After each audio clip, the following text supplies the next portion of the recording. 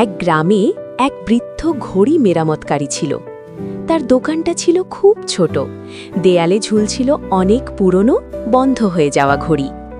একদিন এক কিশোর এসে জিজ্ঞেস করল, চাচা, এত নষ্ট ঘড়ি কেন রেখে দিয়েছেন? এগুলো তো আর চলবে না।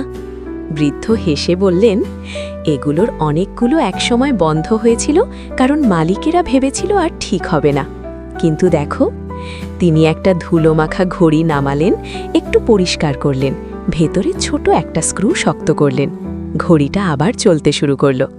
কিশোর অবাক হয়ে বলল, এত সহজ ছিল?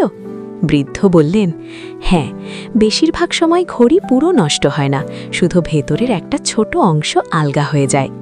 মানুষের জীবনও ঠিক তেমন, পুরো মানুষটা খারাপ হয়ে যায় না, শুধু তার ভেতরের বিশ্বাসটা আলগা হয়ে যায়। কিশোর চুপ করে রইল। বৃদ্ধ আবার বললেন, মনে রাখবে, তুমি কখনো পুরোপুরি থেমে যাও না, হয়তো শুধু তোমার একটা ছোট স্ক্রু, আত্মবিশ্বাস আবার শক্ত করে বাঁধা দরকার। সেদিন থেকে ছেলেটা যখনই হতাশ হতো, নিজের ভেতরে সেই ছোট স্ক্রুটা খুঁজে নিয়ে আবার শক্ত করে নিত।